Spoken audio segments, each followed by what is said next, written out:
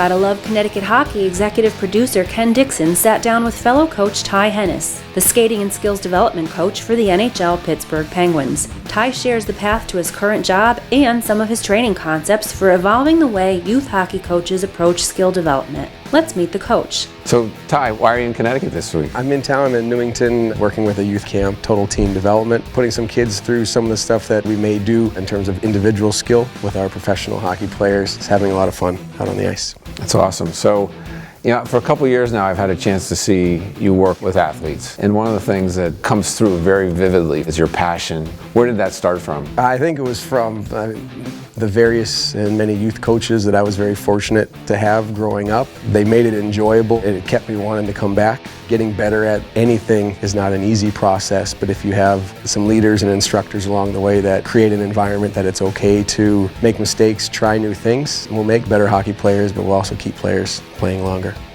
Talk a little bit about your playing days and how you evolved from being a player to becoming a coach.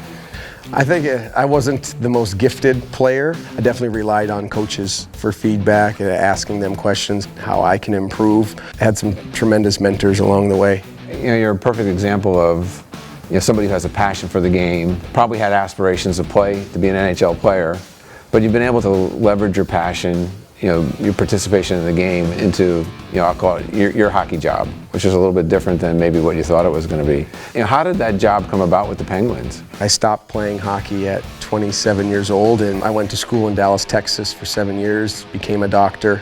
I started to miss the game and got introduced to youth hockey and truly enjoyed teaching and developing and working with young athletes. I was very fortunate to be hired by USA Hockey and be a part of the tremendous American development model and their great staff. And that's where it really took off in terms of becoming a much more educated coach. Understanding the advancements in sports science, cognitive learning patterns, knowing what the body and brain of an 8-year-old, 14-year-old, or 16-year-old is wired for. After my years with USA Hockey, very fortunate for the opportunity to head to Pittsburgh with the opening of the UPMC Lemieux Sports Complex, and had an opportunity to be a part of the youth program there, as well as starting with the player development side of the Pittsburgh Penguins, and then was hired full-time to work just with the NHL players, the NHL, AHL, East Coast League, major junior players, and draft picks. So it's come full circle, but it always comes back to trying to make players better.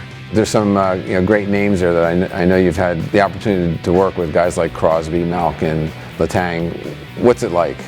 The one key element to all of these players is their intrinsic drive to get better. They don't surround themselves with yes people that make them comfortable. They have this internal drive to push themselves, looking for new methodologies, new ways to get better and better, continue to play at that high level. And you actually see guys that are that good still getting better?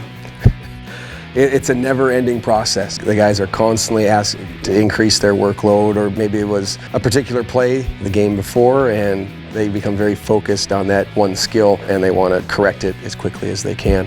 So, in other words, our viewers, our youth athletes, and their families should expect that they should be working today to get better, and it's just something they're going to always be doing.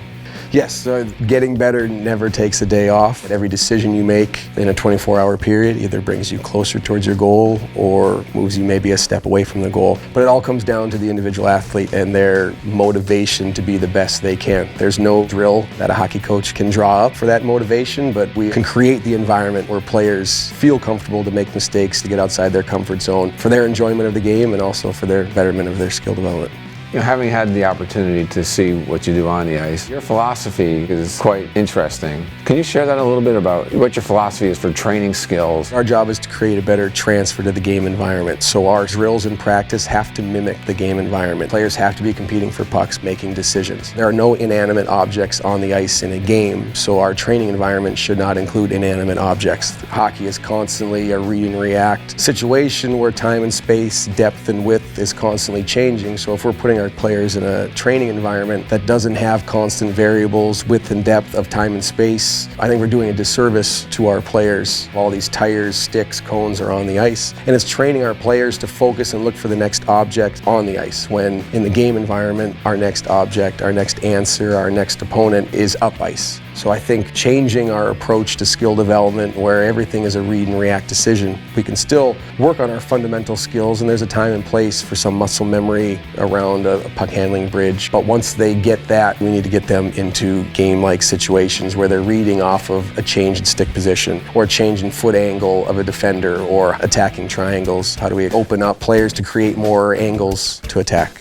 You know, a lot's happened over the past few years with small area games, and you know, obviously that fits into some of the philosophy that you're talking about.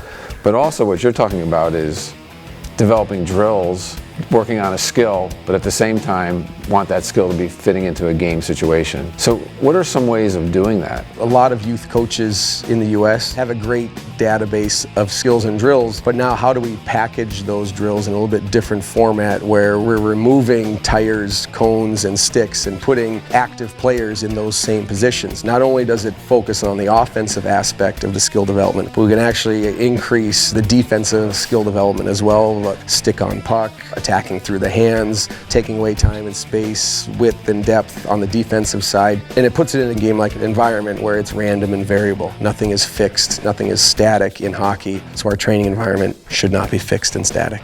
Are there any other words of wisdom you have for our Connecticut hockey parents and kids out there? Just be patient with the process. Nothing's ever going to happen as quickly as we expect as players. It's not about chasing certain jerseys or certain leagues. I think the most important thing that we need to focus on as a parent is what does the training environment look like? What does this organization, what's their practice to game ratio? What do they provide for off ice? And the focus should really be on the amount of touches, the amount of practices with competition and in-game environment as well. But they're all amateur hockey players right now, and their responsibility of the coaches and the parents is to find the right training environment. Once they become a professional, then the competition environment is the determining factor, but they've got to be in an environment with quality coaching. Thank you very much for sharing your words of wisdom and your thoughts and some of your methodologies. I appreciate you being in Connecticut this week with our kids, so thank you very much. I appreciate it, Ken. Thank you.